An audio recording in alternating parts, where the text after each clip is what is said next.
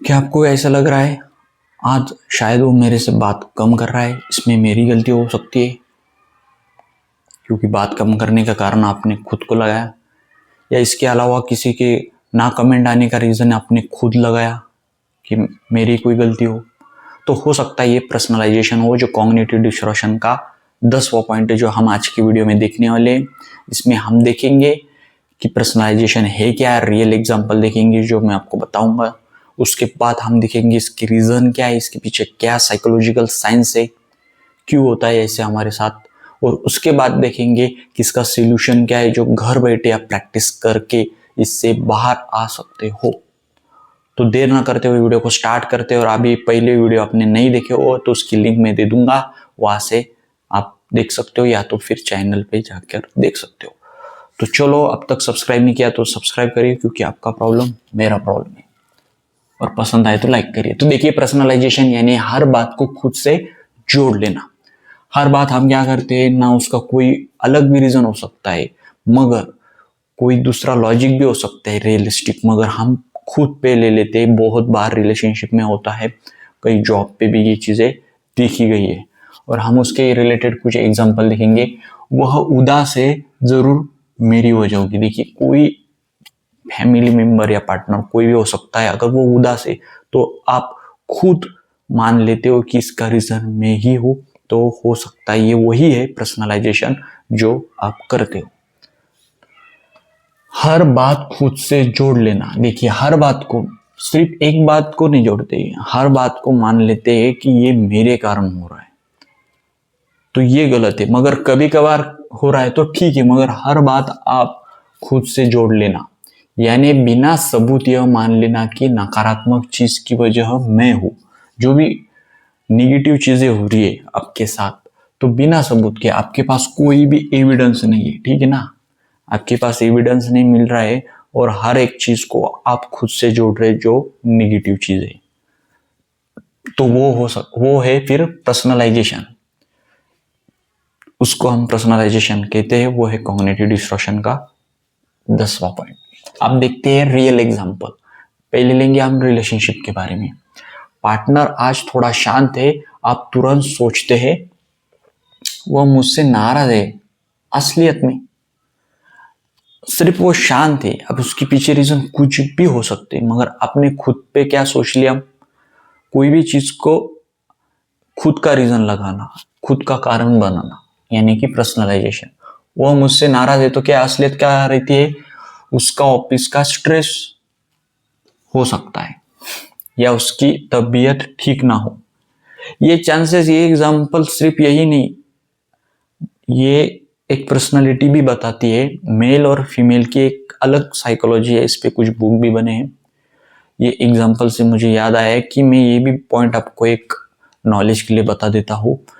बहुत बार ये होता है, इस पे मैंने आई थिंक वीडियो बनाई है पहले, बहुत दिन हो गए उसको, कि एक मेल जो होता है, जब भी कभी वो कोई जॉब या बिजनेस से आता है, तो वो बहुत बार उनकी साइकोलॉजी अकेले रहने की होती है, या कोई स्पोर्ट या कोई क्रिकेट फुटबॉल या इसके अलावा कुछ खुद को टाइम देने की।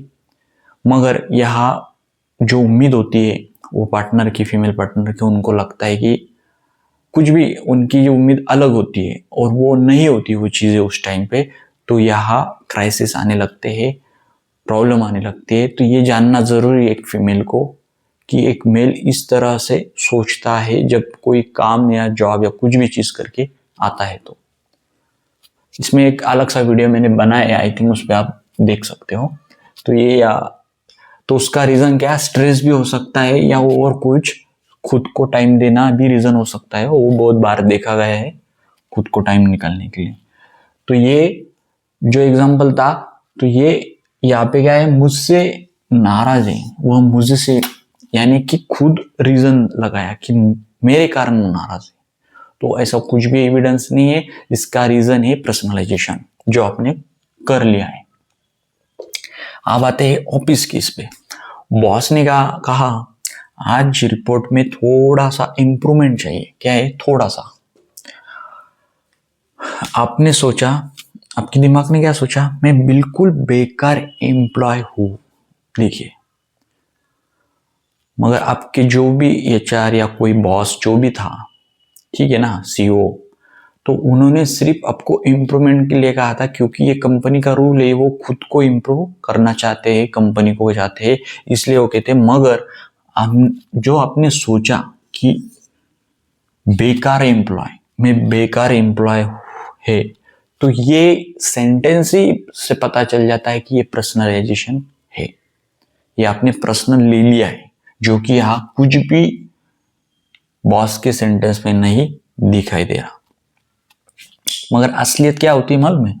वह सिर्फ उस रिपोर्ट में सुधार चाहता है। देखिए, सुधार यानी कि जो भी कुछ छोटी बड़ी गलती हो तो उसमें थोड़ा सा इंप्रूवमेंट के लिए सुधार चाहता है, आपको रिजेक्ट नहीं कर रहा। तो हमने क्या कर लिया, खुद को रिजेक्ट मान भी लिया, वैसी ही आइडेंटिटी बना ली खुद की। तो वो आइडेंटिटी बनती है पर्सनलाइजेशन बना के, खुद को बना लेते हैं हम। तो ये नहीं करना है, पहले जान लेना है कोई एविडेंस है या बात कितनी है, क्योंकि बात इतनी होती है और वो बात छोटी बात को बढ़ाते हम कर लेते हैं और खुद ही उसको रीजन बना देते हैं कि ये मेरे कारण हुआ। अगला देखते हैं व्हाट्सएप का, जो भी बहुत कॉमन अभी के टाइम पे है। आपने हाय भेजा, सीन हो गया, लेकिन रिप्लाई नहीं आया। क्या हुआ, हाय भेजा मगर रिप्लाई सामने से नहीं आया, तो आपके दिमाग ने क्या सोचा मालूम है? मैंने कहा गलत, मैंने क्या किया, कुछ गलत बोल दिया होगा। असलियत क्या थी, आपने कुछ गलत बोला ही नहीं, क्योंकि आपने सिर्फ हाय तो डाला था ना, तो गलत की बात तो यही खत्म हो जाती है। तो ये भी क्या हुआ, पर्सनलाइजेशन हुआ। उसकी जगह पे ये भी हो सकता है जो आप नहीं सोचते, ड्राइविंग कर रहा था या ऑफिस में बिजी था, कुछ भी रीजन हो सकता है, कोई इमरजेंसी, कोई काम, कुछ वर्किंग, कुछ ऐसी जगह पे जहाँ वो फोन नहीं उठा पा रहा है या मैसेज फोन नहीं देख सकता उस टाइम पे, तो ये भी रीजन क्या हुआ, मानने का, पर्सनलाइजेशन हुआ। ऐसे बहुत बार रिलेशनशिप में या ऑफिस में अलग अलग जगह पे हम पर्सनल ले लेते हैं उस चीज को, और खुद को ब्लेम करते, सेल्फ डाउट करते, खुद को रीजन बताते जो कि उनकी कोई भी गलती या रीजन नहीं होता, ना कोई एविडेंस आपके पास होता है। तो आप देखेंगे इसके पीछे साइकोलॉजी साइंस क्या है, क्यों होता है, इसके ऐसा क्यों होता है, पर्सनल क्यों लेते हैं हम, ऐसे लोग क्यों है जो पर्सनल बहुत ज्यादा लेते हैं, क्या होता है? तो ये इसका रीजन जानेंगे साइकोलॉजिकल साइंस के साथ। हमारा दिमाग अधूरी जानकारी को जल्दी भरने की कोशिश करता है। ये बहुत मैंने अभी तक जो भी वीडियो बनाए अभी के कॉग्निटिव डिस्टॉर्शन पे, तो उस पे ये बात मैंने बोली है कि कोई भी सेंटेंस जब अधूरा होता है, हमारा माइंड जो कंप्लीट चीजें हैं उसको नहीं सोचता। आपने भी खुद बार रियलाइज किया होगा, जब आप मार्केट में जाते हो, मॉल में जाते हो, तो तब जो भी चीज आपने लिस्ट बनाई थी वो मिलने के बाद आपका दिमाग उसको सोचता नहीं है। जो चीजें लेनी बाकी अनकंप्लीट है वही आपका दिमाग बार बार सोचता है कि ये बाकी रहा है। तो उसी तरह कोई भी चीज जब अधूरी होती है तो वो कंप्लीट करने के लिए ब्रेन कोई भी स्टोरी बना सकता है, कुछ भी रीजन लगा सकता है। जैसे यहाँ पे लगाया क्या, ऑफिस का, मैं बेकार एम्प्लॉय हूँ, क्योंकि बॉस ने सिर्फ इम्प्रूवमेंट की का पूरी बात बताई नहीं उन्होंने, मगर उन्होंने शॉर्ट में बता दिया था वो चीज।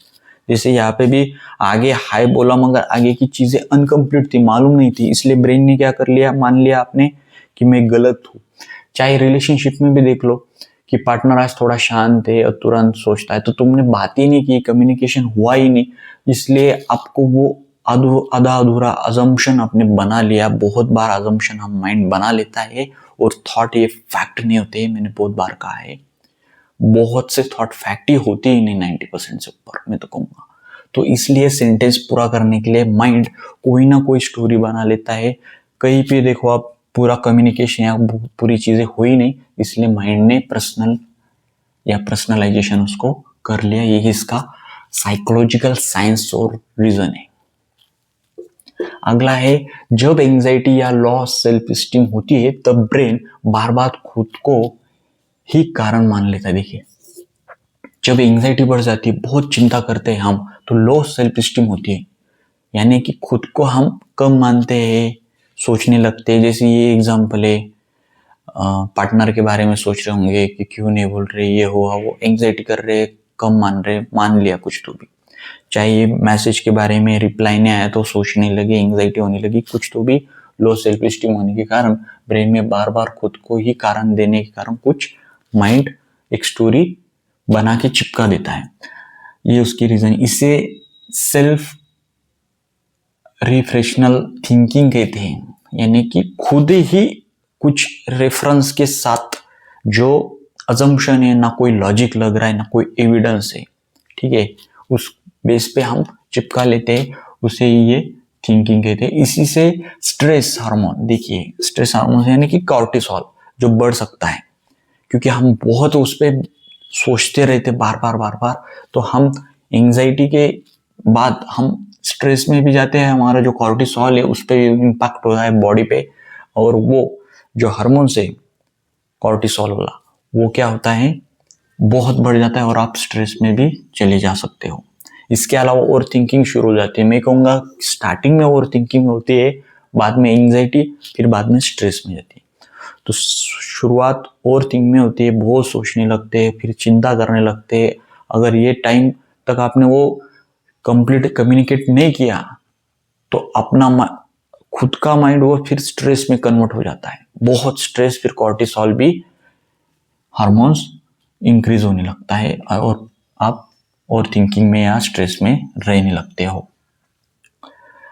ये बात हो गई। अब इसका रीजन भी पता चल गया है। आप देखेंगे कि इसका सोल्यूशन क्या है, इससे आप बाहर कैसे आ सकते हैं। आपने ये तो जान लिया कि ये है क्या, किस तरह होता है, तो आप तो इम्पोर्टेंट बात अब आती है कि बाहर आने के लिए आपको सिर्फ 3 क्वेश्चन खुद को करने हैं, सिर्फ 3। क्या मेरे पास कोई पक्का सबूत है? देखो मैंने बहुत टाइम से भी मैं बात करते करते बोल रहा हूँ कि कोई एविडेंस या प्रूफ, क्योंकि ये एविडेंस अगर सबूत तुम्हारे पास नहीं है तो हो सकता है वो अजम्पशन ही हो और वो थॉट फैक्ट ना हो, क्योंकि वो मान लिया है आपने, पर्सनल चीजों पे ले लिया, ना तुम्हारे पास कोई सबूत है ना एविडेंस है। इसमें से कोई एग्जांपल हो, चाहे आपके साथ कुछ भी एग्जांपल हो सकता है, तो उसका एविडेंस देखिए, कुछ एविडेंस मिलता है नहीं, खुद को क्वेश्चन करे तो आप देखेंगे आपके पास कोई भी एविडेंस नहीं होगा, यानी कि वो पर्सनलाइजेशन है, उसको छोड़ना पड़ेगा, नहीं तो और एंजाइटी या स्ट्रेस में जा सकते हैं। अगला क्वेश्चन है कि क्या इसके पीछे कोई दूसरा कारण हो सकता है, तो ये देखना जरूरी है। अगर ये नहीं होगा तो दूसरा क्या हो सकता है जिसमें पॉजिटिव के बारे में सोच सकते हैं आप, तो आपको दूसरा रीजन देखना है, तब माइंड आपको क्लैरिटी दे सकता है। ये क्वेश्चन आपको क्लैरिटी के लिए है, ठीक है। अगला है, अगर मेरा दोस्त ऐसी बात सोचता तो मैं उसे क्या करता। ये क्यों जरूरी है? जो भी है उसको दूसरे नजर से देखिए, आपके भाई के, आपके फ्रेंड के, हस्बैंड के, पापा के, मम्मी के, अलग लोगों के नजर से देखने की कोशिश करें। अगर उनके साथ ये चीज होती तो वो कैसे सोचते, क्योंकि जब हम अलग नजर से देखते हैं, ऑब्जर्व करते हैं, तो हमें बहुत क्लैरिटी आती है समझने को, खुद को भी और वो प्रॉब्लम को भी। मगर जब हम वो प्रॉब्लम खुद को आइडेंटिटी मान लेते हैं, मेरे कारण हुआ, तो जब आ जाता है, मी आ जाता है, मुझसे हुआ है, तो फिर हम वो देख नहीं पा सकते। इसलिए दूसरों नजर से देखने की जरूरत है, तो आपको और क्लैरिटी आ जाती है, समझ आता है कि ये पर्सनलाइजेशन है, इसमें कोई रियलिटी नहीं है, इस कारण और प्रॉब्लम बढ़ सकते हैं। सिर्फ इन 3 चीजों का प्रैक्टिस करनी है। जैसे हर चीज आपकी वजह से नहीं होती, ये याद रखो। हम जो बना लेते हैं माइंड सेट, आइडेंटिटी, कि ये सब मेरी कारण हो रहा है, मेरी वजह से हो रहा है, तो ऐसा नहीं होता, हर चीज आपके कारण नहीं होता। तो आज की वीडियो में इतना ही था, और फ्री 15 मिनट क्लैरिटी कॉल अगर चाहते हो तो डिस्क्रिप्शन में लिंक है, वहां से आप मुझसे जुड़ सकते हो, जान सकते हो आपको जो प्रॉब्लम है, एंग्जाइटी है या ओवर थिंकिंग है या ओसीडी या और कुछ है। मगर प्रॉब्लम अगर आपका कम हो 1 महीना 1.5 महीने से, तो आप ये प्रैक्टिस करने के बाद भी पर्सनलाइजेशन जो कॉग्निटिव डिस्टॉर्शन है, इससे बाहर आ सकते हो। मगर प्रॉब्लम बहुत बड़ी हो और आपसे नहीं हो पा रही, तब आप मेरे से सेशन ले सकते हो, जो मैं लिंक दे दूंगा, वहां से कनेक्ट हो सकते हो। और आपका कुछ भी कमेंट हो तो कमेंट कर सकते हो, उस पर भी मैं वीडियो लाऊंगा। तब तक ये सीरीज हम कंप्लीट करने वाले हैं। और अब तक आपने वीडियो देखा इसलिए थैंक यू। लाइक करिए, सब्सक्राइब करिए, पसंद आए तो शेयर करिए। मिलते हैं अगले वीडियो में, तब तक के लिए बाय, थैंक यू।